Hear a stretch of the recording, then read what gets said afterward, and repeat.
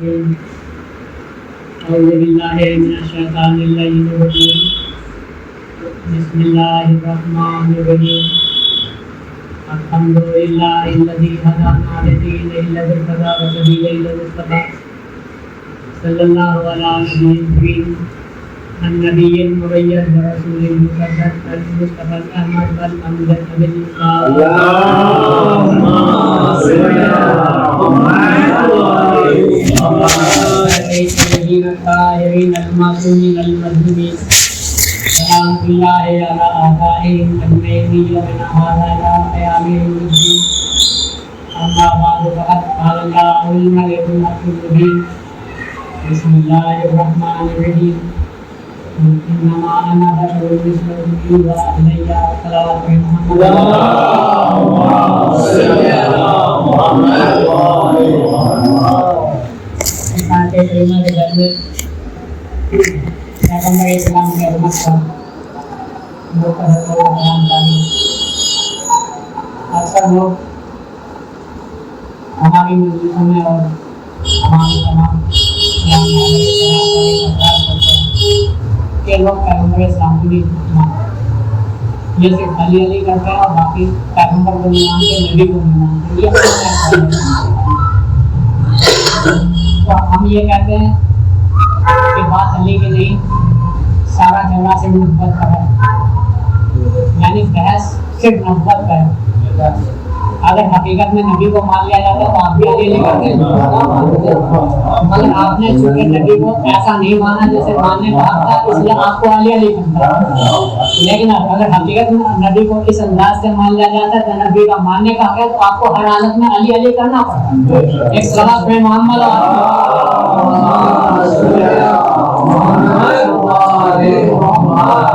तो पैगंबर इस्लाम को हकीकत में न मानने की वजह से सारे इख्तलाफात हैं। पैगंबर इस्लाम को जैसा मानने का हक था वैसा नहीं माना, इस वजह से परेशानी है।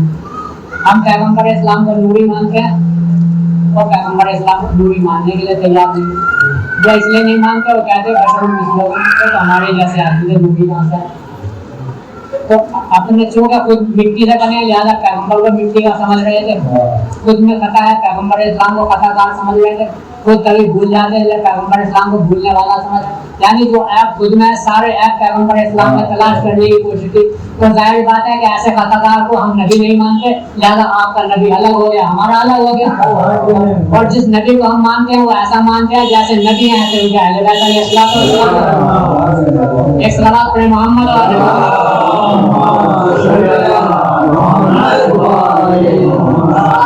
अब और जरा फिर बारीक से बात सुनिए जाए। कल आपने सुने थे कि खुदावंद आलम ने दो मखलूक बनाए, शायरी और वसीला।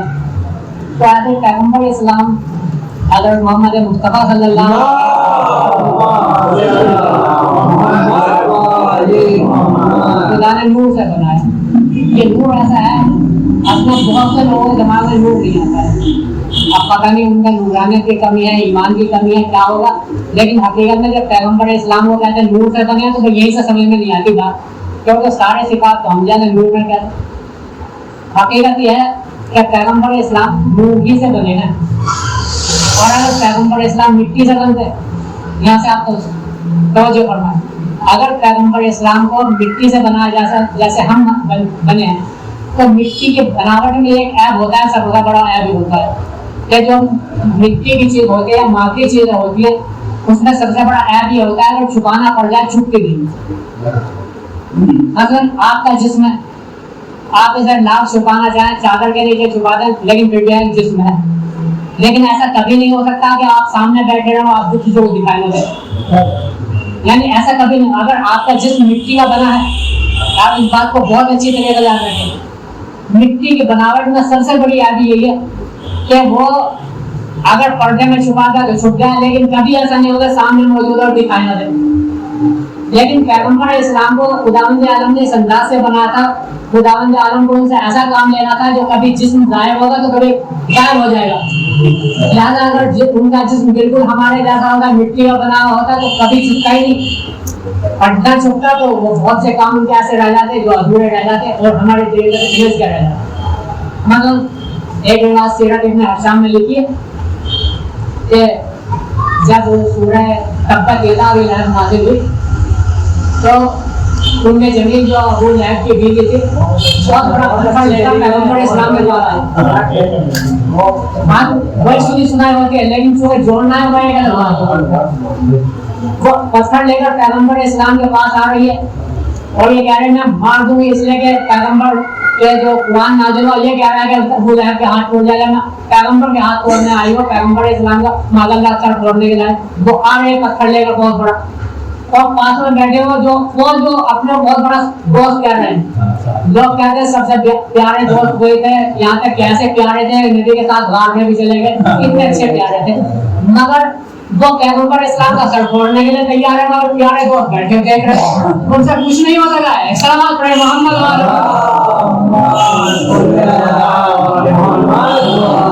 اگر اللہ کو ایسے دوستوں کی دوستی پر اعتبار ہوگا نبی کو چھپانے کی ضرورت ہی نہیں پڑتی. اللہ جانتا تھا کہ جو بغل میں بیٹھا ہے وہ ایسا بیٹھا ہے جیسے بغل کی چھری ہوتی ہے نبی کا کبھی مدد نہیں کرے گا. لہٰذا اللہ نے ان کے حوالے نہیں کہا تم میرے نبی کی مدد کرو بلکہ کیا وہ پیغمبر اسلام بیٹھے رہے وہ غار میں بیٹھے رہے واقعی میں کہنے لگے پیغمبر کہاں ہیں غار میں بیٹھے رہے مگر پیغمبر نظر ہی نہیں آ رہے. پیغمبر کہاں ہے اگر میں دیکھ لوں تو انہیں مار دوں اور ادھر دیکھ رہے ہیں کہ پیغمبر تو بیٹھے مگر یہ نہیں کہہ سکتے یہ بیٹھے ہوئے اور اس کو بھی نظر نہیں آ رہے اور وہ کہہ رہے دکھائی دے تو مار دو. پیغمبر نے کہا میں نے اپنے نبی کو جس مٹی کا اسی لیے نہیں دیا اگر مٹی کا دیتا تھا تو بہت سے لوگ مار کے چلے جاتے اور مدد کرنے والے مدد نہ کر پاتے. لہٰذا پیغمبر اسلام کو نور کا جنم دیا جب چاہے چھپ جائیں گے جب چاہے ظاہر ہو جائیں گے.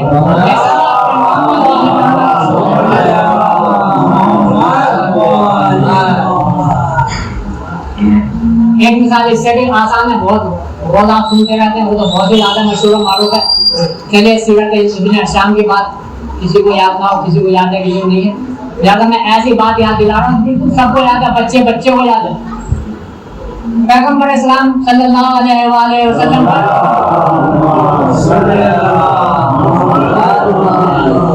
ایک موقع ایسا آ گیا کہ پیغمبر اسلام کے جان کے دشمن ہو گئے لوگ اور ایسے دشمن ہو گئے کہ پیغمبر اسلام کو ہجرت کرنا پڑی اور جب ہجرت کے لیے جا رہے تھے تو مولا علی علیہ السلام سے فرمایا یا علی آپ میرے بستر پر سو جائیں اور پیغمبر اسلام صلی اللہ علیہ وسلم کی بات سن کر مولا نے فرمایا یا رسول اللہ کیا میرے سونے سے آپ کی جان بچ جائے گی. اور مولا علی نے یہ سوال اس لیے کیا تاکہ آنے والے تاریخ کا منہ بند کر دے. پیغمبر نے فرمایا ہاں آپ سوئیں گے تو میری جان بچ جائے گی تاکہ بعد کا لکھنے والا یہ نہیں لکھے کہ پیغمبر کی جان ساتھ جانے والے نے بچائی ہے یا بستر رسول پر سونے والے نے بچائی ہے. لہٰذا مولا علی کو سند دے دی نہیں آپ سوئیں گے تو میری جان بچ جائے گی. لہٰذا مولا علی کو بستر رسالت پر لٹایا. اب مولا علی جیسے بستر رسالت پر لیٹے تو ایک مرتبہ اب فرشتوں میں ہلچل مچی. قدرت نے کہنا شروع کیا اے فرشتوں تم میں سے کون ایسا ہے جو اپنی جان اپنے بھائی پر فدا کر دے. تو ایک فرشتے نے دوسرے فرشتے نے کہا ہم نے تو اتنی طاقت نہیں کہ اپنی جان قربان کر دے. ہر ایک فرشتے کو اپنی جان عزیز ہوگی لیکن اللہ نے کہا اگر تم اپنی جان قربان نہیں کر سکتے ایک دوسرے پر تو دیکھو زمین پر دیکھو ایک بھائی نے دوسرے بھائی پر اپنی جان فدا کرنے کے لیے لیٹا ہوا ہے. ایک بھائی چلا گیا دوسرا بھائی اس لیے لیٹا ہوا ہے تاکہ اس کی جان قربان ہو جائے اور میرا بھائی بچ جائے. تو کہا اے فرشتوں اگر تم ایسا نہیں کرتے جاؤ علی کے سرانے پہنچو علی کے پارٹی پہنچو ان کے خدمت جاری کرو. یعنی وہاں پر اللہ نے اصول پیدا کر دیا تم یقیناً علی جیسے نہیں ہو سکتے. جب علی جیسے نہیں ہو سکتے تو علی کی غلامی اختیار کرنا. ایک سوال پڑھے محمد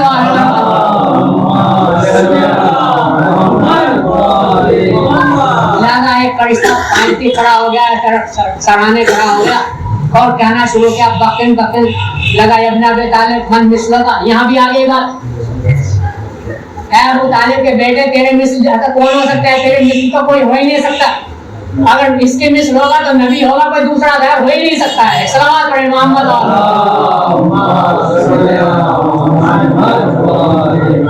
بات چھوڑتے ہوئے جب میں جس وجہ سے بات شروع ہوئی ہے کہ اب پیغمبر اسلام نکلنا شروع کرتے گھر سے मौला अली को बिस्तर रिसालत पे लिटाया और खुद घर से निकले। और जब घर से निकले तो इस अंदाज से निकले कि कुरान में कहता है कि पैगंबर ने एक मिट्टी उठाई जमीन से और काफिरों के मुंह पर फेंक दी, उनकी तरफ ऐसे फेंक दी। उस मिट्टी का फेंकना था कि पैगंबर इस्लाम इन काफिरों के दरमियान से निकले चले गए, किसी ने नहीं देखा। और जब लोगों ने कहा, वो दरवाजे पे खड़े हो, पैगंबर इस्लाम चले गए, तो एक मर्तबा एक सामने से आदमी आया, उसने कहा क्यों खड़े हो? काम इसलिए खड़े हैं कि पैगंबर का जो खातिमा कर दे इसे वजह से खड़े हैं ताकि वो जाग जाएंगे तो उनके जाके कत्ल करें। तो उन्होंने कहा कि अभी तुम्हारे सामने निकल गया, तुम्हें पता भी नहीं लगा। यानी पैगंबर इस्लाम को अल्लाह ने जिस्म ऐसा दिया था, सामने से निकल गए, बीच में से निकल गए, सैकड़ों काफिरों के दरमियान से निकले, कोई नहीं देख पाया कि नबी निकला है कोई गैर निकला है। एक सवाल पड़े मोहम्मद,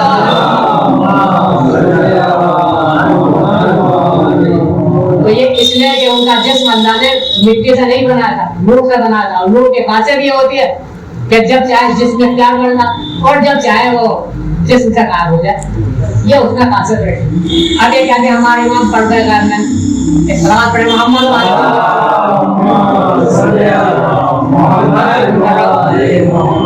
अक्सर लोग ये कहते हैं हमारे इमाम पर्दे गैब में। पर्दे गैब क्या कि कोई पर्दा है, अगर वो पर्दा पड़ा जाकर देख लीजिए। अगर पर्दा है, पर्दे गैब जिसको कह रहे हैं, वो पर्दा पड़ा है, जाकर उठाए, पर्दा उठाइए और देख लीजिए ना पैगंबर को, पैगंबर के नवाज।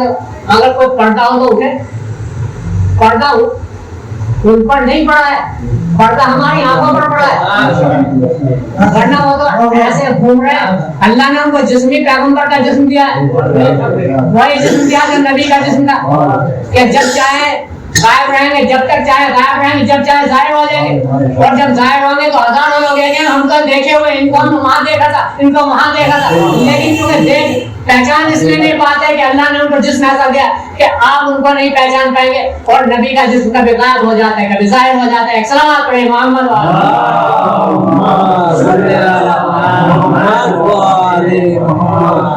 उनका जिस्म वही जिस्म है जो पैगंबर का जिस्म, इसलिए कि वो भी एक ही नूर से बने। जिस नूर से पैगंबर बने उसी नूर से पैगंबर इस्लाम के नवासे इमाम ज़माना बने। सलावत पढ़े मोहम्मद।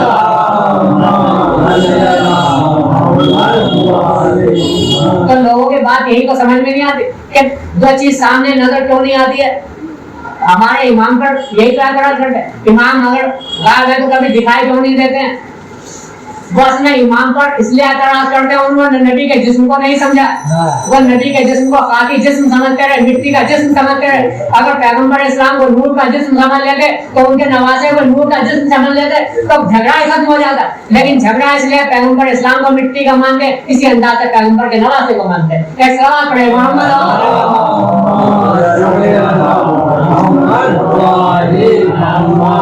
ये हकीकत जो लोगों ने समझा नहीं, पैगंबर इस्लाम को खुदावंद आलम ने नूर से क्यों बनाया, मिस्ल बशर क्यों बनाया, बशर क्यों नहीं बनाया। अगर बशर बना दे तो बहुत सी तकलीफें परेशानियां सामने आ जाती। अगर बशर बना दे तो इमाम ज़माना गायब ना हो पाते। लेकिन मिस्ल बशर बनाकर यही वजह है कि आज इमाम ज़माना पढ़ते गायब में भी और इलाज भी फरमा रहे हैं। और ये सिलसिला जब तक क़यामत आएगी तब तक ये सिलसिला बराबर रहेगा। बस अदादारों बात यहीं पर तमाम कर रखता हूँ और फिर ये सिलसिला आगे बढ़ेगा। खुदावंद आलम ने इस कारवान हिदायत को इसी अंदाज से बनाया है कि मैंने कल भी मसाइल में पढ़ा है कि ये अगर दुनिया से चले भी जाते हैं तब भी ऐसे नहीं होते कि जिनका कोई वजूद न रहे। आपने मसाइल में सुना कि जब कहने इस्तादा कर दे शहजादे बीवी ज़ैनब फरमाते हैं, ऐ मेरे भैया जब से मैंने ज़मीन करबला पर कदम रखा है किसी बीवी के रोने की बराबर आवाज आ रही है। और ये कहती है हाय हुसैन, हाय हुसैन, और इस अंदाज से रोती है जैसे कोई अपने करीब जवान बेटे पर मातम करता है। एक मर्तबा जनाब इमाम हुसैन अलैहिस्सलाम ने फरमाया اے میری بہن زینب تم نے اس کو نہیں پہچانا, یہ رونے والی کوئی غیر نہیں, یہ ہماری ماں فاطمہ زہرا سلام اللہ علیہا. ارے جب سے ہم نے مدینہ چھوڑا ہے اس وقت سے سیدہ ہمارے ساتھ ہیں, ہماری ماں ہمارے ساتھ ہے. ہاں زاداروں خیمے لگا دیے گئے, جب خیمے لگے بیویاں خیموں میں بیٹھ گئی. آج یہ تیسری محرم ایسی قیامت کی تاریخ آئی زاداروں جو خیمے دریا کے کنارے پر لگ گئے تھے. ایک مرتبہ عمر سعد کا حکم آیا کہ خیمے دریا کے کنارے سے ہٹا لیا جائے. زاداروں جس طرح خیمے لگائے گئے تھے دریا کی کنارے پر, یہ مولا عباس نے لگائے تھے. ایک جوان کے لیے سب سے بڑا یہ مصیبت کا وقت یہ ہوتا ہے کہ جو فیصلہ کر دے اس کے فیصلے کو الجھ جائے. میرے مولا شیر عباس علمبردار نے جو خیمے دریا کے کنارے لگائے ان خیموں کو ہٹایا جا رہا ہے. آزاداروں میرے مولا نے فرمایا ارے کس کی مجال ہے جو میرے ہوتے ہوئے خیمے دریا کے کنارے سے ہٹا سکے. آزاداروں جیسے میرے عباس نے یہ کہا کہ کس کی مجال ہے جو خیمے دریا کے کنارے سے ہٹا سکے, ایک مرتبہ جناب زینب نے فرمایا ارے میرے بھیڑ کو جلال آ گیا, میرے عباس کو جلال آ گیا, میرے عباس کو جلال آ گیا. آزاداروں ادھر میرے مولا نے فرمایا میرے عباس کو بلاؤ. عباس کو بلایا گیا اور کہا میرے شیر ہم یہاں پر جنگ کی ابتدا نہیں کرنا چاہتے, ہم لڑنا نہیں چاہتے. آزاداروں میرے مولا نے فرمایا میرے شیر عباس ارے دریا کی کنارے سے خیمے ہٹا لو, اس وقت کی یہی مصلحت ہے. شجاعت اسی کا نام ہے, لڑ سکتے تھے مولا عباس لیکن میرے مولا عباس نے طاقت ہونے کے باوجود شجاعت ہونے کے باوجود میرے مولا نے سر جھکا دیا. اے میرے مولا جب آپ کی مرضی یہی ہے تو اس وقت عباس کا سر بھی قلم کر دیا چاہے تو عباس حاضر ہے. آزاداروں خیمے دریا کی کنارے سے ہٹا لیے گئے. عباس کہہ رہے تھے اے قوم اشقیا اگر میرے مولا کا حکم نہ ہوتا تو کسی کی مجال نہ ہوتی, ان دریا کے کنارے سے خیموں کو کوئی ہٹا دے.